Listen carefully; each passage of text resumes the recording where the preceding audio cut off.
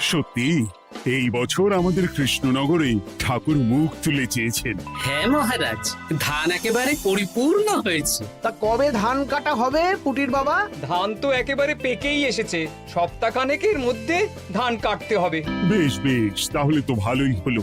এই মাসের শেষের দিকেই তো নবাব বাহাদুরকে শস্যের খাজনা পাঠানোর কথা। হ্যাঁ মহারাজ, এবারে নবাব বাহাদুর খুশি হবে। ঠিক বলেছ গোপাল।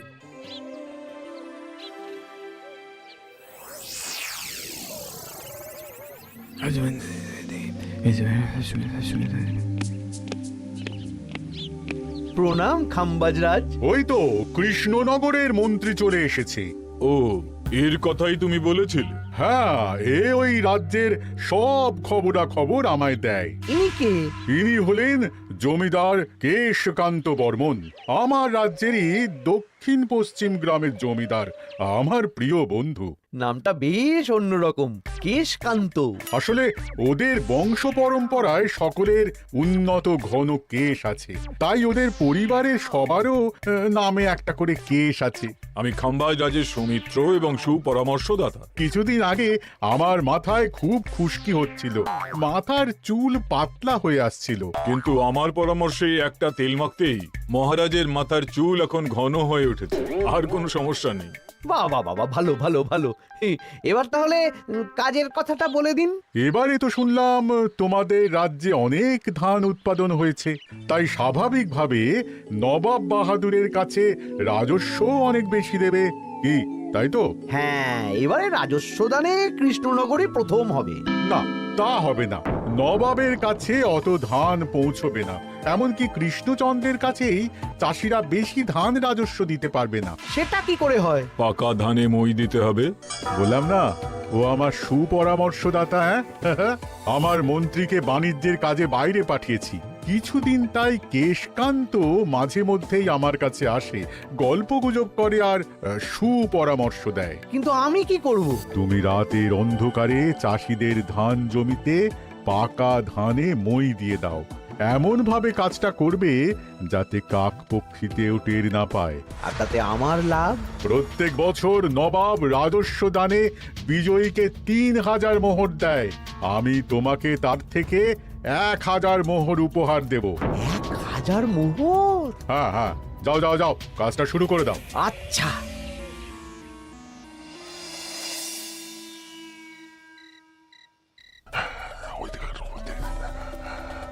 তাহলে আর দেরি কেন? মন্ত্রীমশাইয়ের কথা মতো কাজ শুরু কর। হ্যাঁ হ্যাঁ, চল।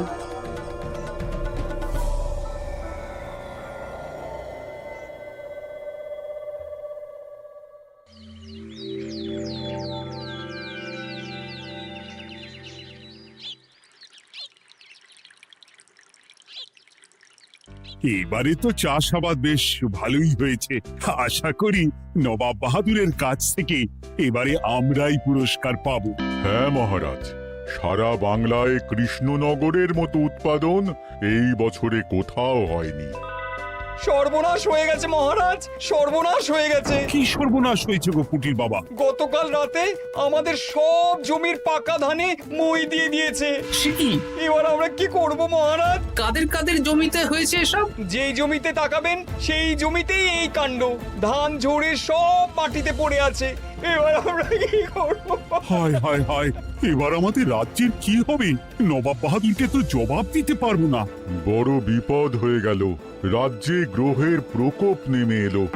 ও, আর কদিন পরেই আমার টেকে আসবে ১,০০০ মোহর। ঠিক আছে, তোমরা সবাই এখন বাড়ি যাও। না, আমার মন মেজাজ ভালো নেই।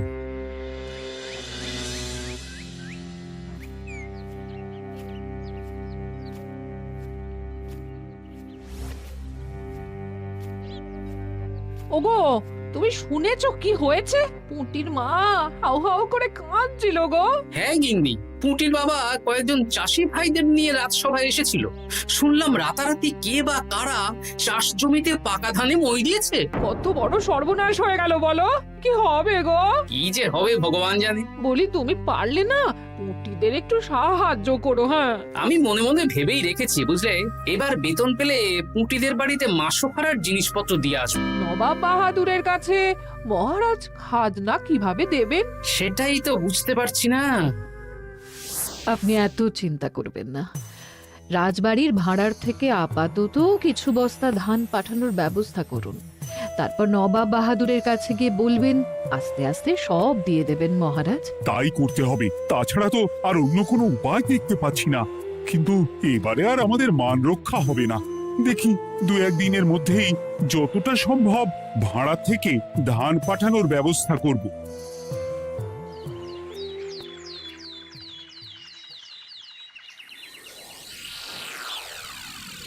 এই বছর 10,000 বস্তা ধান রাজস্ব এসেছে খাম্বাজ রাজ্য থেকে, 7,000 বস্তা ধান এসেছে বর্ধমান রাজ্য থেকে, আর মাত্র 100 বস্তা এসেছে কৃষ্ণনগর থেকে। তাই এই বছরের বিজয়ী রাজ্য হচ্ছে খাম্বাজ রাজ্য। খাম্বাজ রাজ্যের রাজার হাতে 3,000 মোহর উপহার হিসেবে তুলে দিচ্ছেন। আর কৃষ্ণচন্দ্র, তোমার রাজ্যের এরকম হাল কেন? এবারে আমাদের সমস্ত রাজ্যের পাকা ধানে কেউ বা কারা মই দিয়ে দিয়েছে। সেসব তোমার মাথা ব্যথা। আমার ধান কোথায়? 100 বস্তা ধান রাজস্ব, কম করে 800 বস্তা ধান রাজস্ব দেওয়ার কথা, কিন্তু তুমি তোমার কথার খেলাপ করেছো। এই বছর আমি নিরুপায় জাহাপানা। আমিও নিরুপায়। হয় তুমি আগামী 1 সপ্তাহের মধ্যে আমাকে 5,000 মোহর দেবে, নইলে কৃষ্ণনগরের সিংহাসন থেকে সরে যাবে। এত বড় শাস্তি দেবেন না নবাব বাহাদুর। আপনি অন্তত মাস 6 সময় দিন, আবার ধান চাষ করিয়ে আপনাকে প্রাপ্য ধান দেওয়া হবে। বেশি কথা বলছো কৃষ্ণচন্দ্র। তুমি 5,000 নয়, 6,000 মোহর 1 সপ্তাহের মধ্যে দেবে। বেটা গোপাল বেশি পাকা, অত কথা বলতে কে বলেছিল? গোপাল, এটা তুমি কি করলে? হায় হায় হায়! সর্বনাশের সময় যখন ঘনিয়ে আসে তখন বিপদের ওপর বিপদ এভাবেই আসে। আমার পাওনা। আরে এখন না, তোমাকে পাঠিয়ে দেব। ওই দেখুন, খাম্বাজ রাজের সাথে কথা বলছে। এখন বেশি কথা বললে কৃষ্ণচন্দ্র আর গোপাল সন্দেহ করবে। চলুন তো দেখি ওখানে গিয়ে কি কথা বলছে। কি কথা বলছো মন্ত্রী? মন্ত্রী আমায় বিজয় অভিনন্দন জানাচ্ছিল। বিজয় অভিনন্দন তো উপহার পাওয়ার সময় জানাতে পারতেন মন্ত্রী মশাই। যাই হোক, আপনাকে তো ঠিক চিনতে পারছি না। আমার নাম কেশকান্ত, আমি খাম্বাজ রাজ্যের দক্ষিণ পশ্চিম গ্রামের জমিদার। কেশকান্ত আমার বিশেষ বন্ধু। আপনার কেশ নিয়ে বেশ ভাব দেখছি। হ্যাঁ, ওই কদিন আগে তো খাম্বাজ রাজের মাথার চুল পাতলা হয়ে আসছিল, খুশকি হচ্ছিল আর কি। তো ওনার পরামর্শে একটা তেল মেখেই তো খাম্বাজ রাজের আবার ঘন কালো চুল ফিরে এসেছে। কেশকান্ত জমিদার হতে পারে, কিন্তু ওর অর্থনৈতিক অবস্থা তাবর রাজাদের থেকে অনেক ভালো। কয়েক হাজার বিঘা জমির মালিকও, তার সাথে চুলের তেলের ব্যবসা করেও হাজার হাজার মোহর রোজগার করে। এই, এখন চুল নিয়ে চুলোচুলি না করে চলো কৃষ্ণনগরে ফিরি। এমনিতেই মন মেজাজ খারাপ, 1 সপ্তাহের মধ্যে আবার 6,000 মোহর জোগাড় করতে হবে। হ্যাঁ, চলুন চলুন।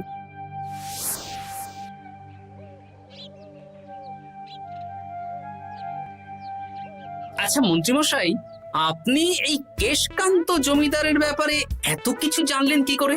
ওনার সাথে তো আমাদের আজই প্রথম দেখা। হাওয়ায় কত খবরই ভেসে আসে, সেরকম আমার কানেও এসেছিল। এসব বাদ দাও। গোপাল, মন্ত্রী, দুজনেই ভাবনা চিন্তা করো কিভাবে 6,000 মোহর জোগাড় হবে। পাকা ধানে মই পড়লো, এখন আবার এত বড় বোঝা। আমার কাছেও মহারাজ বেশি অর্থ নেই, সব মিলিয়ে মিশিয়ে ওই 150 থেকে 200 মোহর মতো আছে বাড়িতে। যদি বেশি থাকতো আমি আপনাকে নিশ্চয়ই সাহায্য করতাম মহারাজ। তাও করতেন কিনা সন্দেহ। তুমি চুপ করো। মন্ত্রীমশাই ওই লোকটাকে জানলো কি করে? এই লোকটাকে তো আগে দেখারই কথা না। না, ব্যাপারটা নিয়ে ভাবতে হবে। চলুন চলুন।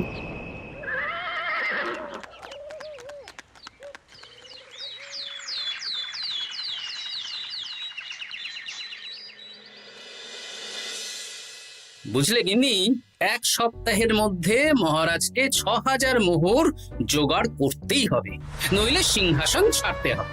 এখন কিন্তু আমাদের উচিত মহারাজের পাশে দাঁড়ানো। কিছু ভেবেছো কি? আপাতত আমার বিয়েতে পাওয়া আংটি বন্ধক রাখবো, আর তুমি যদি হ্যাঁ হ্যাঁ, আমার যে দুটো গয়নাগাটি আছে ওগুলো বন্ধক রাখো, পরে আস্তে আস্তে ছাড়িয়ে নেবো খন। দেখি বাকি সভাসদদেরকেও বলবো, যে যতটা পারে, তারপর ভগবানই ভরসা।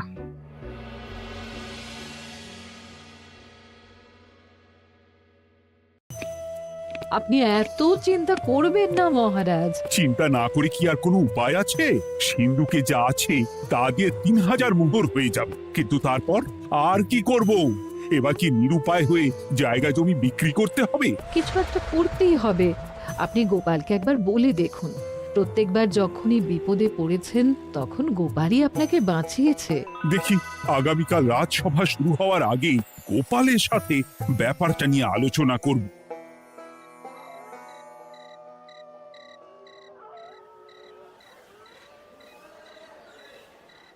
এই যে শ্যাকরা, কি করছো?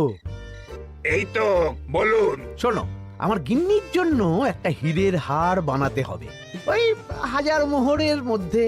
1000 মোহরে তো হীরের নাক, কান, গলা, হাত, পা সব গয়না, এই সব গয়না হয়ে যাবে মন্ত্রীমশাই। তাহলে বানাও, এই নাও 1000 মোহর। ওরে বাবা, মন্ত্রী মশাই, 1000 মোহর! এই মন্দার বাজারে এত মোহর কোথায় পেলেন? গতকালই তো বললেন আপনার কাছে 150 থেকে 200টা আছে। সে যেখান থেকেই পাই, তাতে তোমার কি? না, আমার কিছু না। শ্যাকরা, আমি কয়েকটা গয়না বন্ধক রাখবো। দেখি কি আছে। এই সব মিলিয়ে এতে আমি 15 মোহর দিতে পারবো। বেশ, তাই দাও। আমি ধীরে ধীরে শোধ করে গয়নাগুলো ছাড়িয়ে নেব। হ্যাঁ, মন্ত্রীর ব্যবহারগুলো বেশ সন্দেহজনক লাগছে। দেখি, গুপ্তচরকে কাজে লাগাতে হবে, মন্ত্রীর পিছনে ছায়ার মতো লেলিয়ে দিতে হবে।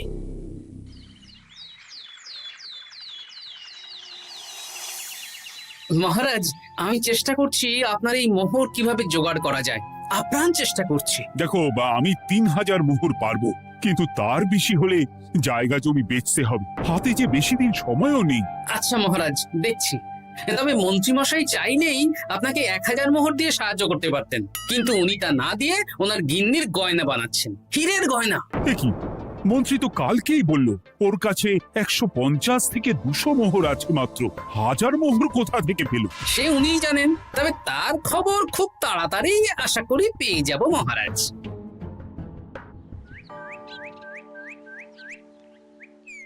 কাজটা একদম ঠিক করলেন না মন্ত্রী মশাই? আপনার কথা শুনে আমরা সবার জমির পাকা ধানে মই দিলাম, কিন্তু আমরা একটা পয়সা পেলাম না। আপনি যে এই কাজ করার জন্য খাম্বাজ রাজার কাছ থেকে ওই 1000 মোহর উপহার পেলেন, সেটা দিয়ে গিন্নির গয়না বানাতে দিলেন, কিন্তু আমাদের বেলায় লবডঙ্কা। আরে তোদেরকেও দেবো, একটু সবুর কর, আগে গিন্নির মাথাটা ঠান্ডা করি। না না, আমাদের এক্ষুনি চাই। আরে এক্ষুনি কি করে দেবো, আমার হাত খালি। আচ্ছা আচ্ছা, ঠিক আছে, এই নে 2 মোহর ধর, 2 ভাই ভাগ করে নি, পরে আরো দেবো। এটা কিন্তু ঠিক না। এসব আলোচনা খোলামেলা জায়গায় করা উচিত না। উফ, পরে তোদের সাথে কথা বলবো, এখন যেতে দে, বাজার করব, তারপর আবার রাজসভা আছে।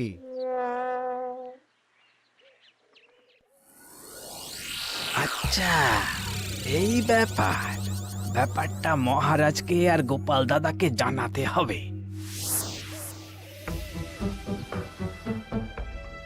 গোপাল দাদা, মহারাজ আসল খবর পেয়ে গেছি। কি খবর? আমি একটু আগে শুনলাম।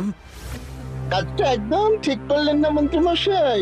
আপনার কথা শুনে আমরা সবার জমির পাকা ধানে মই দিলাম, কিন্তু আমরা একটা পয়সা পেলাম না। আরে তোদেরকেও দেবো, একটু সবুর কর।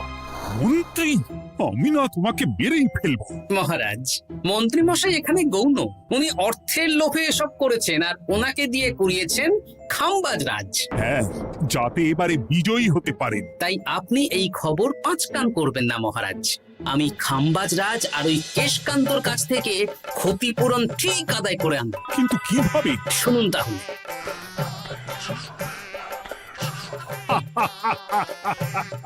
দারুণ বুদ্ধি। তাহলে এখন আসি মহারাজ, কাউকে কিচ্ছু বলার দরকার নেই।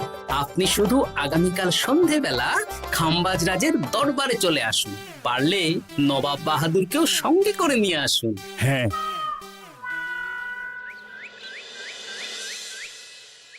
প্রণাম খাম্বাজ রাজ। কে আপনি? আমি হতাশ রঞ্জন, পশ্চিমে থাকি। কি চাই বলুন? কিছু চাই না, তবে একটা কথা শুনলাম তাই বলতে এলাম। কি কথা? আমি শুনলাম মহারাজ আপনার মাথার চুলগুলো সব নকল। আমার এত সুন্দর চুল সব নকল? ফাজলামো হচ্ছে। আমি যদি প্রমাণ করে দিই আপনার চুল নকল, তাহলে কি? তাহলে আপনি আমাকে 100 মোহর দেবেন, আর প্রমাণ না করতে পারলে আমি আপনাকে 100 মোহর দেব। বেশ, দেখো, এক্ষুনি দেখো, আমারই তো 100 মোহর লাভ হবে। এখন না, এখন না, আজ সন্ধেবেলায়। বেশ বেশ, তখনই এসো। এবারে জমিদার কেশকান্তর বাড়ি যেতে হবে।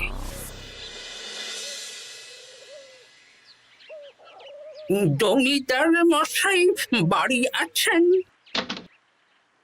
কে মশাই আপনি? না, আমি হতাশ রঞ্জন, পশ্চিমে থাকি।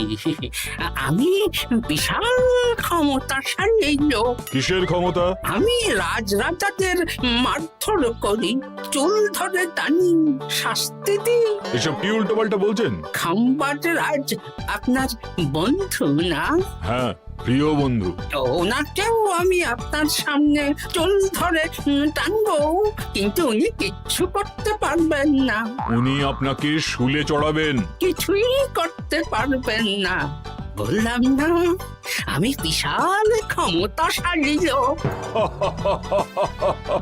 বিশ্বাস হচ্ছে না তো? তাহলে বাজি ধরুন, 10,000 মোহরের বাজি। 10,000 মোহরের বাজি? হ্যাঁ, আজ আমি খাম্বাজ রাজের রাজবাড়ি যাব, আর আমার শক্তি প্রদর্শন করব।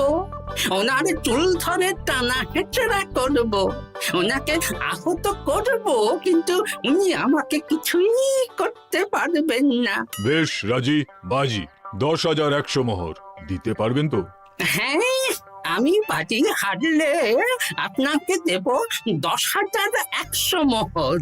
দরকার হলে ওই কাগজে কলমে লিখিত পরিত করে নিন। বেশ, তাহলে তাই হোক। কিন্তু হ্যাঁ, একটা কথা, আমি শক্তি প্রদর্শন করার আগে থেকে প্রক্রিয়া চলাকালীন সময় পর্যন্ত আপনি খাম্বাজ রাজের সাথে কোনো কথা বলতে পারবেন না। বেশ বেশ।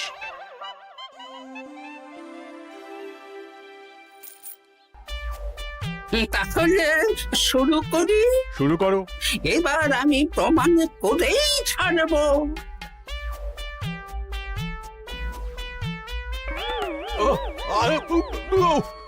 লাগছে লাগছে, বাবারে, লাগছে এই সেরেছে। লাগছে এ তো সত্যি সত্যি চুল ধরে টানছে। লাগছে লাগছে, বাবারে, বাবা। ওরে বাবা রে বাবা, কি শক্ত! এ কি, খাম্বাজরাজ কিছুই তো বলছেন না? তাহলে কি আমি হেরে গেলাম? না না খাম্বাজ রাজ, আমার ধারণা ভুল, যা শুনেছি তাও ভুল। এবার বিশ্বাস হলো তো? দাও দাও, এবারে 100 মোহর দাও। দিন কেশকান্ত মশাই, আমাকে 10,100 মোহর দিন। এ কি, ও তোমাকে 10,100 মোহর কেন দেবে? ওনার সাথেও তো বাজি ধরেছিলাম। কি বাজি? আপনার এখান থেকে বেরিয়ে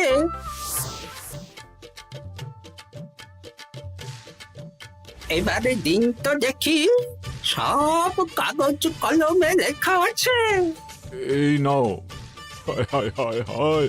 সাবাস গোপাল, সাবাস, তুমি আমার মুখ রক্ষা করেছো। গোপাল, কৃষ্ণচন্দ্র, নবাব বাহাদুর, আপনারা? হ্যাঁ, আমি গোপাল। এটা ছাড়া আর কোনো উপায় ছিল না খাম্বাজরাজ। আপনি আমাদের মন্ত্রীর মাথা খেয়ে যে জঘন্য কাজটা করিয়েছেন সেটা তো আর প্রমাণ করতে পারতাম না, তাই ছলে বলে কৌশলে আপনার প্রিয় বন্ধুর কাছ থেকে আদায় করে নিলাম। হ্যাঁ নয়, হ্যাঁ।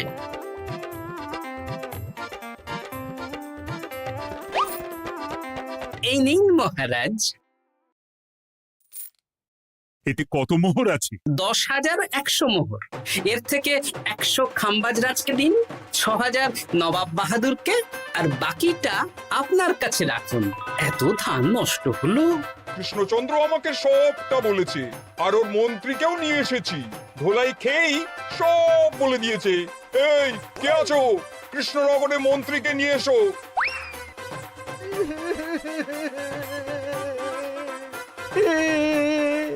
মার খেয়ে আমি সব বলে দিয়েছি খাম্বাজরাজ। উদ্ধার করে তো জাহাপানা, আমাকে ক্ষমা করে দিন। এর কোনো ক্ষমা নেই, তোমাকে আমি কারাগারে বন্দি করব। হায় হায় হায়, সামান্য টাকার লোভ করতে গিয়ে পুরো মাঠে মারা গেলাম।